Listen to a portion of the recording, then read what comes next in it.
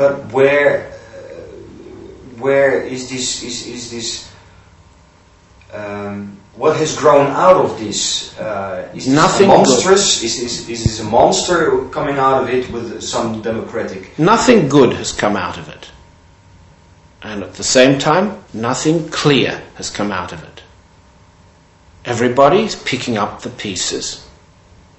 The government was thrashed at the election that followed that event.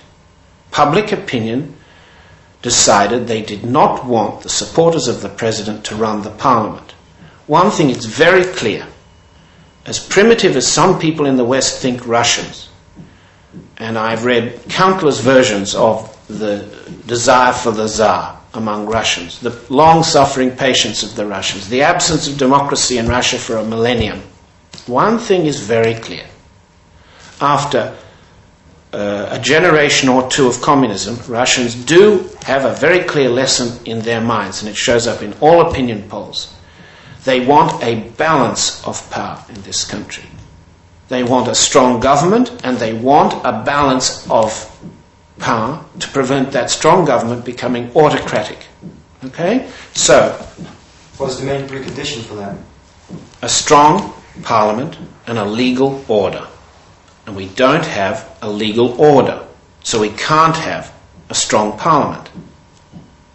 We have a president who issues decrees that contradict each other, let alone violate the law.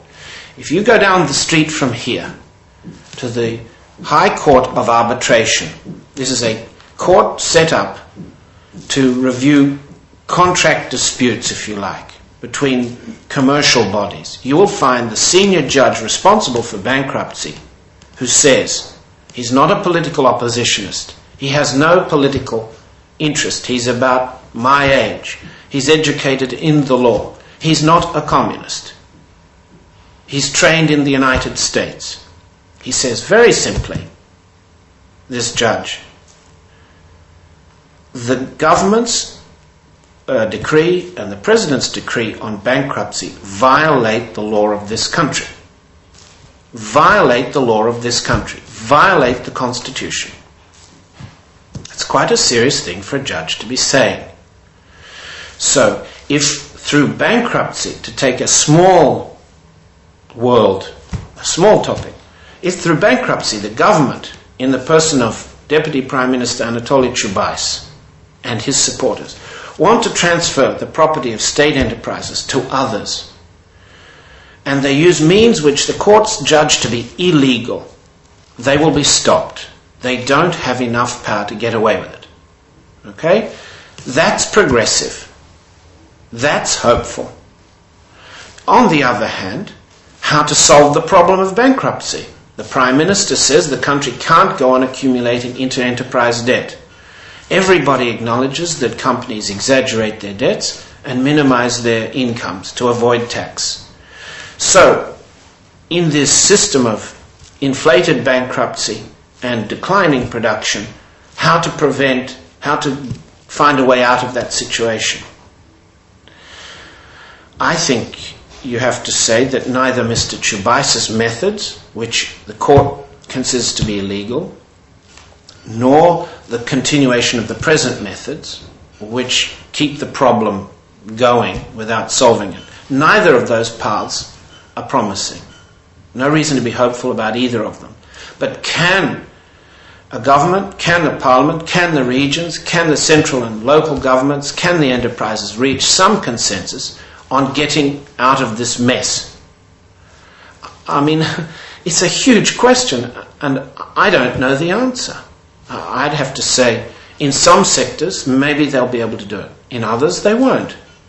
Is this an you keep saying to me, well, surely this situation is improving. Are we moving in a better direction? Well, it's easy to feel there must be improvement in Moscow because you see so much improvement. Outside this window, there's a company downstairs painting its roof green. It's even got a new roof. It's fixed its front. Shall I tell you about how many guards with what sorts of arms are necessary to protect whatever they're doing down there? Is that an improvement? In the long term, what will it lead to? I don't know. I mean, looking over the skyline from here, you'll see lots of things happening that look improving. I don't know, but for whom? For whose benefit? And all of us lucky enough to be living in Moscow, you and me, feel some things are much better here. For us, it's improving. For some Russians who've benefited from the system, Moscow's improvement. But surely you've been to towns which are not like that.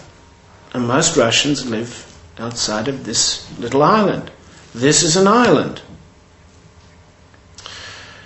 A very rich island in a very poor sea. And I'm sad to feel that I'm a happy fish in such a pleasant island, in such a poor sea. As an observer of a country, I see more the disintegration and the poverty and the loss and the decline than I see the improvement. But I'm not a politician. I'm not trying to sell you an idea. I'm not asking you to vote for me. And those who want support will say what they have to say. And they'll sound a hell of a lot more hopeful.